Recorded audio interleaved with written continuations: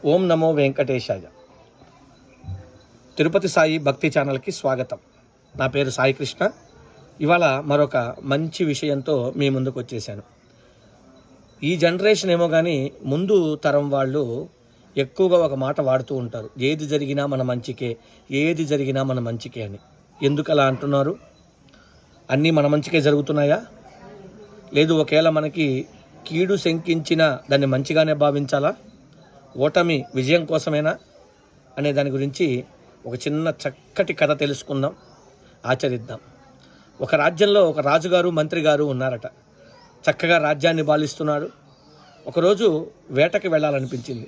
ముందు రోజు మంత్రికి చెప్పాడట, రేపు మన ఇరువురం కూడా వేటకి వెళుతున్నాము, చక్కగా వేటాడి సాయంత్రానికి తిరిగి వద్దాము అని చెప్పారట. సరే అని మంత్రి గారు అన్నారు. పక్క రోజు తెల్లవారింది.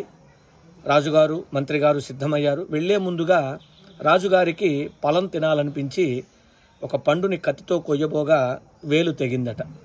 తెగితే వెంటనే మంత్రిని పిలిపించి, ఇలా జరిగింది, వేలు తెగింది, ఇప్పుడు మనం వెళ్ళాలా వద్దా అని అడిగితే, ఏది జరిగినా మన మంచికే రాజుగారు, ఇది జరగడం కూడా ఏదో మంచిగా ఉంటుంది అనగానే రాజు కోపం వచ్చి, నా వేలు కట్టయితే మంచి జరిగిందా అంటే నాకు బాధ కలిగితే నీకు సంతోషపడుతున్నావా?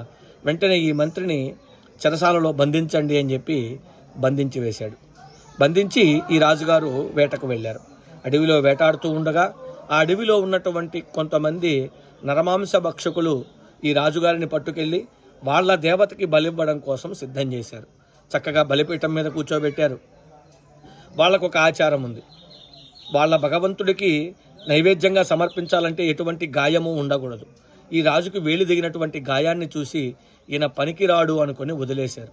అప్పుడు రాజుగారికి జ్ఞానోదయమైంది, ఏది జరిగినా మన మంచికే, అంటే ఈ వేలు దిగడం వల్ల నేను బతికి బయటగట్టాను అని చెప్పి రాజ్యానికి వెళ్ళే వెంటనే మంత్రిని విడిపించి, నీవు చెప్పింది కరెక్టే, కానీ నాకైతే మంచి జరిగింది, కానీ నువ్వు నాకు మంచి చెప్పి నువ్వు చెరసాలలో కష్టపడ్డావు కదా, నీకు ఎలా మంచి జరిగింది అంటే, రాజా ఒకటి గమనించండి, మిమ్మల్ని బంధించినటువంటి వారు మీతో వచ్చినటువంటి నేను కూడా వచ్చుంటే నన్ను బంధించుండేవారు.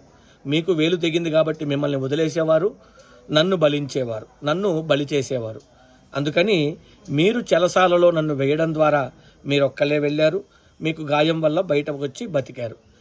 అలాగే నన్ను చెరసాలలో వేయడం ద్వారా, నేను ఇక్కడ ఉండిపోవడం ద్వారా నేను బతికి బయటగట్టాను. ఇలా విధంగా ఏది జరిగినా మన మంచికే అనుకోవాలి రాజుగారు అని చెప్పి రాజుగారికి తెలియజేశారు. అదేవిధంగా మన జీవితంలో ఏది జరిగినా సరే మంచికే అనుకొని ముందుకెళితే అన్ని జయాలే వస్తాయి. ఓం నమో వెంకటేశాయ.